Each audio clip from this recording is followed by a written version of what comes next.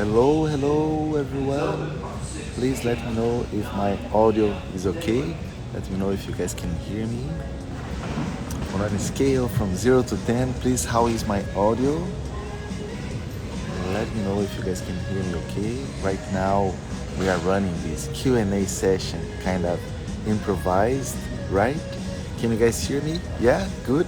Yeah, I'm sorry about the background noise. Yeah, I am flying to San Antonio in 1 hour from now. I'll be presenting at the ASQ conference tomorrow. Yeah, so I flew from São Paulo to Houston. Right now I am in Houston at the airport. I hope you guys enjoy this this environment here, even knowing that there is a background noise. Yeah, as you guys know, I love to run these Q&A sessions. Yeah, so all questions are welcomed. If you want to drop here, write down any questions about Lean Six Sigma, okay? Regardless if you are a white belt, if you are a yellow belt, if you are a green belt, if you are a black belt, if you are a master black belt, all questions are welcomed, okay? All questions are welcomed. And once again, at least, yeah, I am doing all my best to run at least once a week, a Q&A session, so I can talk to my students and see if they have any inquiries about this fantastic method that is Lean Six Sigma. What about? I know there is all sorts of noise. Yeah, there is like announcements, so we can also hear some background noise, some music. Yeah, so please let me know if it's okay. If it's okay, yeah. If my voice is on the on the first layer, yeah. And if I hope the background noise is not annoying. Okay, I hope the background noise is not annoying. So once again, drop here any questions that you have about Lean Six Sigma, and I'll be happy to help you. I am completely, yeah, Vindra. Yeah, there's a kind of it's a lounge music, right? Yeah, but you guys can hear me okay, right? Okay, so we have right now the first question.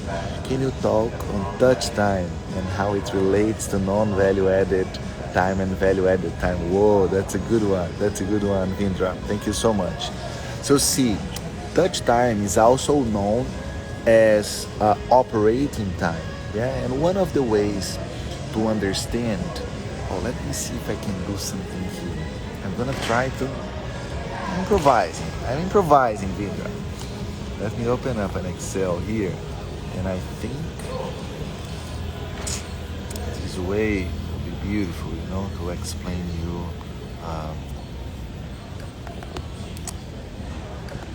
touch time. Yeah, touch time. So see, and one of the ways to understand touch time is really, as the name says, the time that is related to the operation itself, okay? To the operation itself. But then, let's first of all talk about something that we call OEE, or I think for this specific explanation, OLE will be better, okay? Overall labor effectiveness, okay? And then when I finish my Excel here, I'm gonna show you guys, okay? So overall labor effectiveness, OLE. I wanna check, how effective is Marcelinho, for example, producing Vindra some cheese bread, okay? So I can start by total time, yeah, and total time in this period of time that I am evaluating Marcelinho. So let's suppose 1 day, so 24 hours, yeah. Then I have something that we call scheduled time. Then Marcelinho will be working only 8 hours out of these 24 hours, okay? So we do have something that we call unscheduled time. Yeah, that is 24 minus 8. And once again, I'll be sharing this with you guys soon. 24 minus 8, and it's impossible. It's important. It's funny when you, like, I think I slept maybe 2 hours. You guys can see, that I slept only a few hours. So I hope my level of energy is not that low. Because I truly want to run this session with you guys. So unscheduled time is really the difference between total time and scheduled time, yeah? And it's very important to know the unscheduled time, because worst case, if to meet demand you need, for example, extra hours, then it's important to know how many hours you have unscheduled, okay?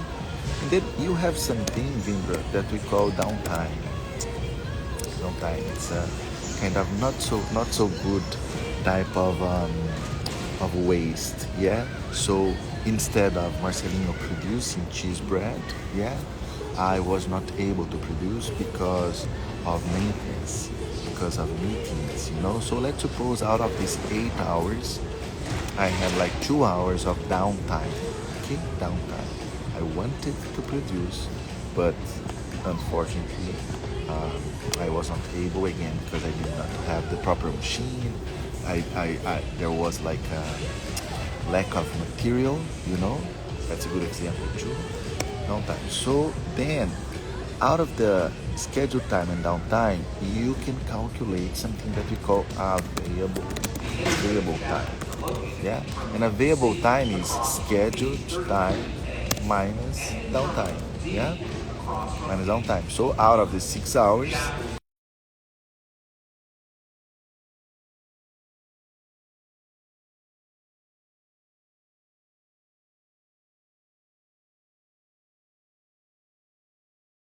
that is 6 divided by 8. 6 divided by 8. So my availability is 75%, meaning out of my total scheduled time, now the noise has gone to another level.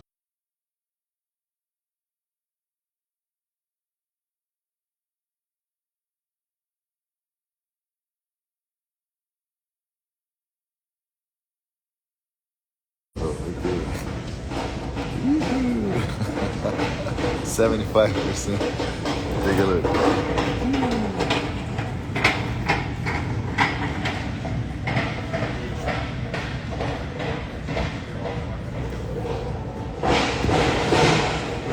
%, and then we have something that we call non-adherence to standard time, or simply speed problems, to keep it as simple as possible. Okay, speed problems, and then when we are able to exclude speed problems, yeah, from available time, we have what we call operating time. Okay, and I'll get there. Then we have rework and scrap. Yeah, I can check how many hours I am working. In fact, reworking my cheese bread, and I have something that we call value added time. Yeah? And value added time, it's really, that's interesting, it's calculated. So if I set as my standard cycle time, for example, 5 minutes, and I have produced, for example, 48 cheese breads.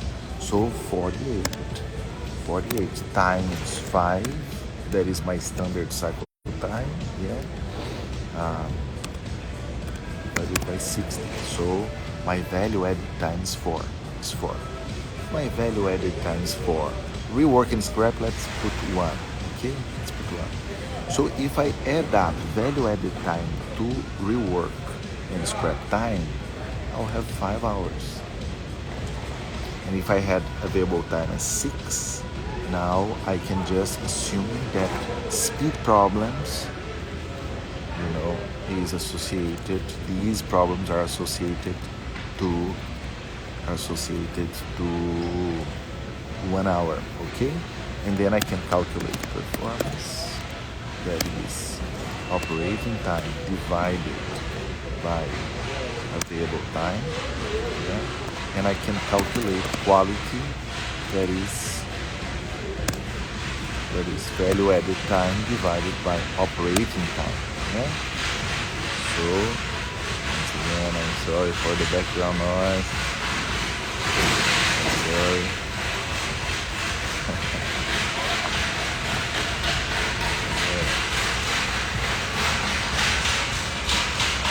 Let me show you guys how does it look like.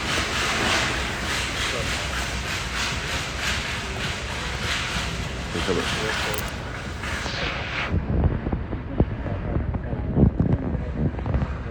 Yeah, so see. Once again, we have total time, 24 hours. Marcelino had 24 hours to produce, cheese breads. But out of these 24 hours, only 8 hours were really scheduled time, yeah? And then I saw 2 hours for downtime. So my available time is 6 hours. My availability is 75%, yeah? Then I had speed problems that I'm associating to 1 hour. And then 6 minus 1 is 5 hours. So what does it mean, like operating time? And then rework scrap, this is value added time. So it's funny because out of the 8 hours that I had like scheduled, only 4 hours were really what we call value added time. So my OLE, my overall labor effectiveness, is only 50%. I can calculate like that, or I can calculate like this. This guy times this guy times this guy here, yeah? And obviously, they should be the very same number, yeah? Wonderful. So what is operating time or touch time? What is operating time or touch time? Many people think that that touch time is the same of available time. So one very important thing to keep in mind is available time is not the same of touch time. Okay, it is not, unless you have some internal definition in your company, that presents that places available time as synonym of operating time, yes. But operating time or touch time is available time deducted, by the speed problems, the time associated to speed problems, okay. Or if you prefer, touch time is value added time plus scrap and rework time, okay. And so how does it relate to non-value added time and value added time? So we can say that touch time is scheduled time minus 2 non-value added times, two non-value added, let's say, categories, of a waste, and again, downtime, and here we can go further. We can talk about planned downtime, unplanned downtime, but it's pretty much downtime, and also what we call speed problems. And here we can go deeper too. We can talk about non-adherence to standard, to the SOP, and simply and literally speed problems like on machines, for example, like regulation of speed. Was that helpful, Vindra? Please let me know if that was helpful.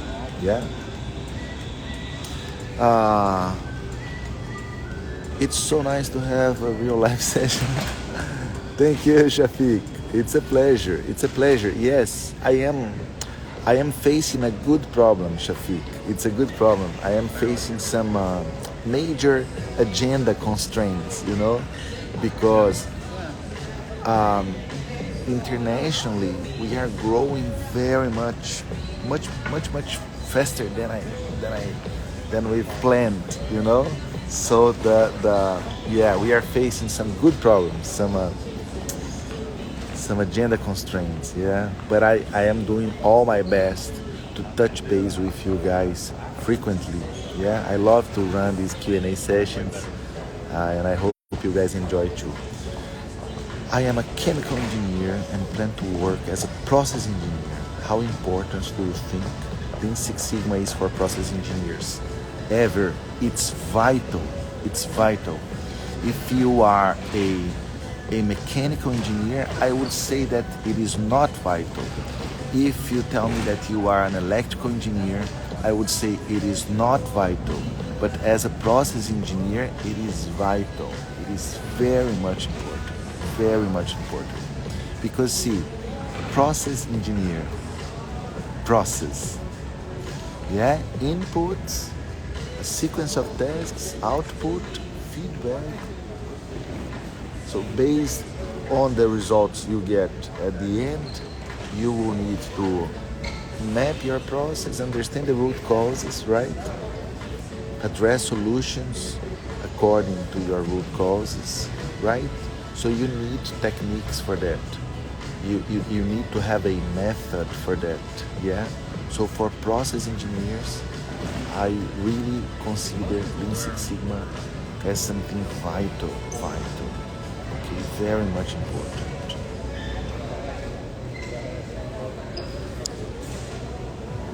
So how can Lean Six Sigma help biomedical engineers? So again, I can here talk about processes, yeah? So every time that you have a process with quality issues, yeah, or productivity issues, Lean Six Sigma can be helpful. Okay, every time that you have quality issues and productivity issues, Lean Six Sigma can be helpful. Mainly if you don't know the causes. Mainly if you don't know the causes of the problem. Lean Six Sigma can be very helpful. Why? Because if you don't know the causes, you will need, again, to define your CTQs, to check if your problem is a relevant problem, to define CTQs, to map your process, to identify root causes, yeah, to address solutions.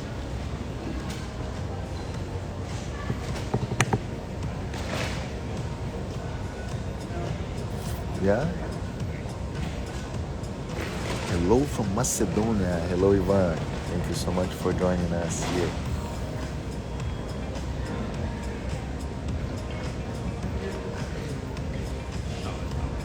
Obrigado, Fátima. Obrigado, Lady Mara. Marcelo, do you think a new graduate engineering student could be a black belt certificate despite having a zero experience? That's an interesting question. I personally, I do not recommend for undergrad students. But the problem is the number of undergrad students being certified as black belts, and getting good jobs. This number is increasing quite a lot. So I think I am wrong.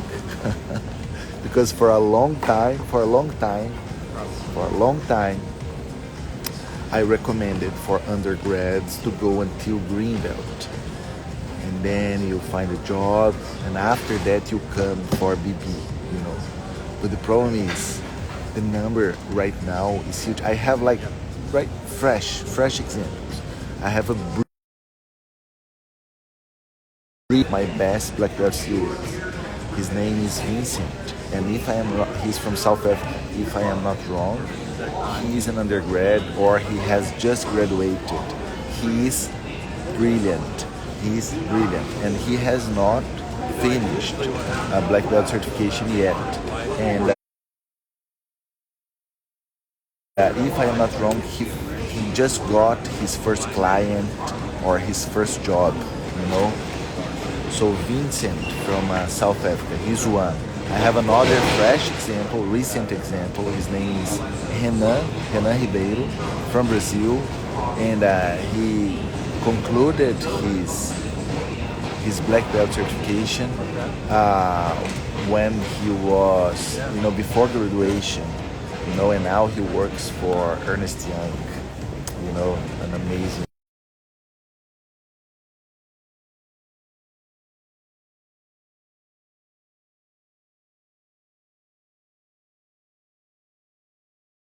I think I am wrong, you know. So I would say it's really up to you. There are many examples of brilliant students, that are that that took their BB certification before graduation. One thing that maybe this is obvious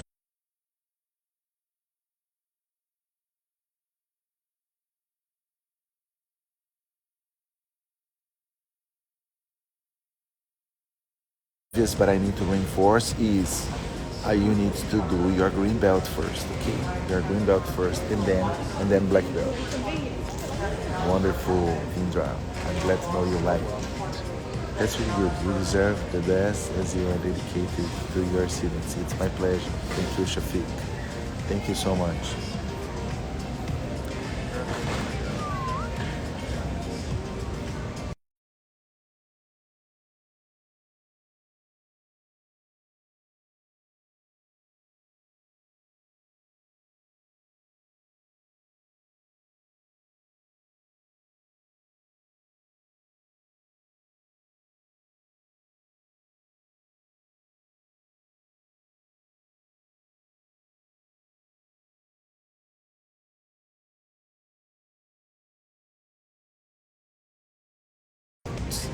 For problems, um, when you don't know the solution, you know.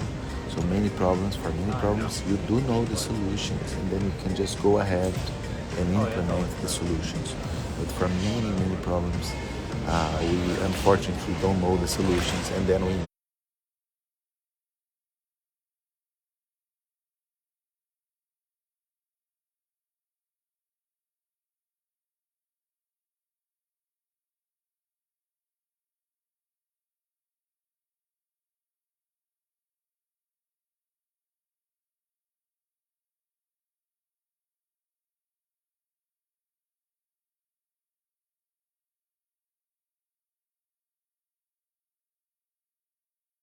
we need to map the processes. We need to identify the root causes.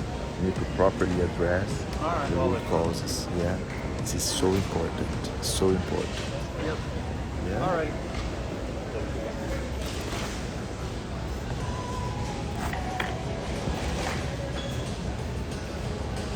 Once again, all questions are welcome.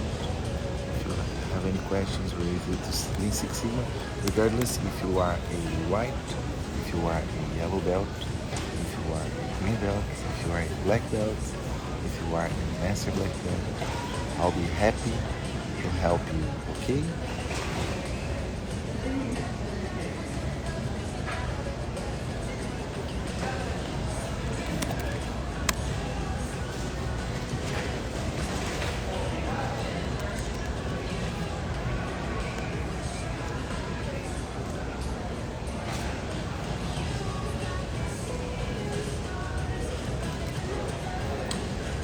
Many people are asking about the next white belt wave.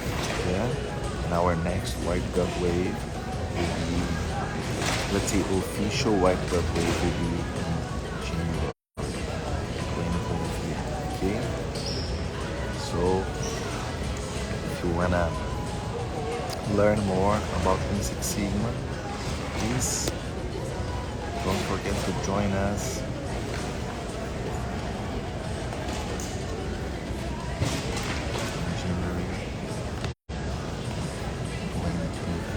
Okay.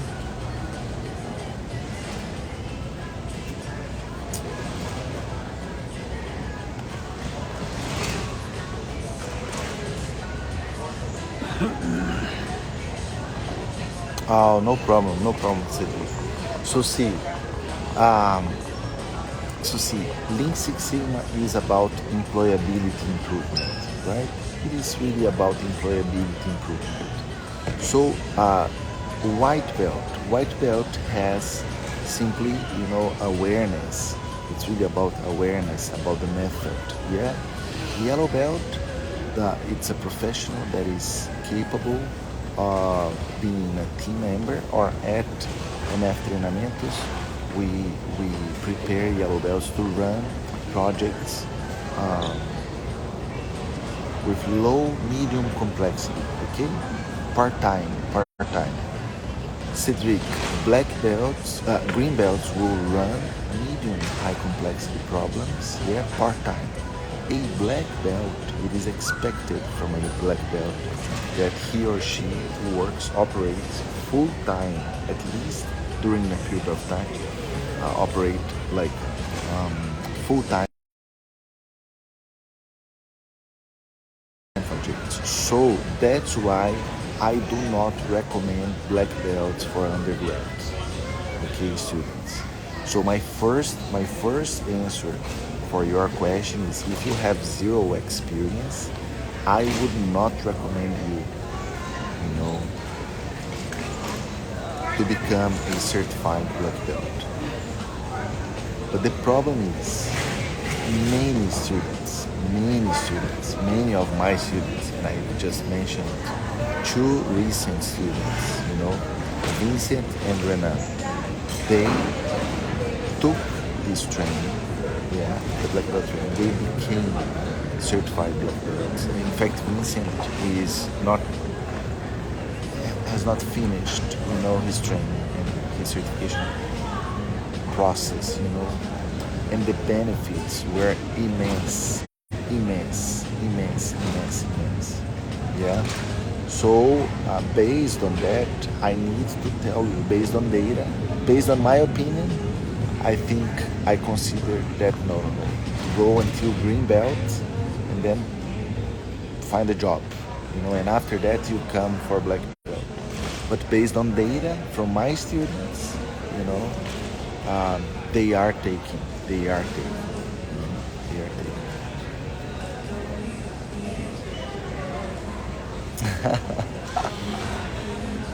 Wow, that's great. That's great. I'm glad to know that. I'm glad to know that. Yeah, masters is a different conversation. Yeah, it's definitely a different conversation. Yeah.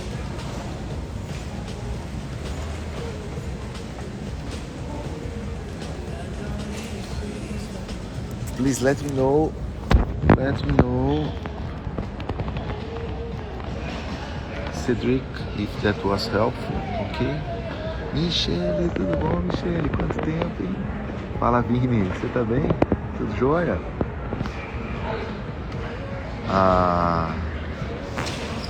Vindra, let me see if I can open up new tab here and I'll show you something interesting.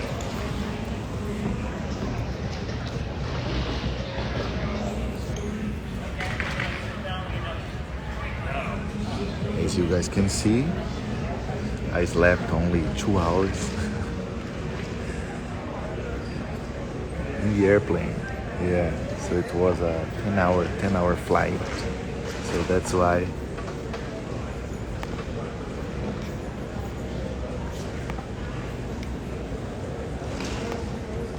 I look like someone that's a bit tired. And in fact, I am just a little bit. But you guys energize me. You guys energize me. Let me change here to English.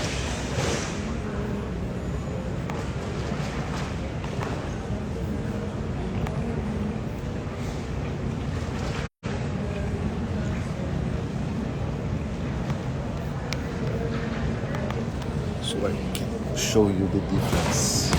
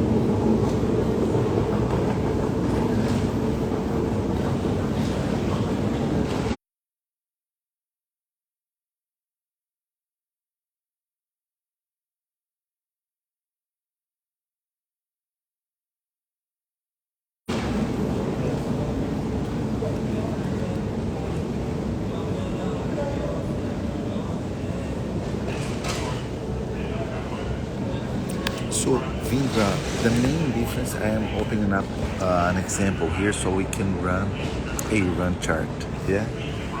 But one of the main differences if we compare a run chart against the control chart is that we do not have the control limits, yeah? We do not have the control limits. So what kind of output we have here? Let me show you. Let me show you.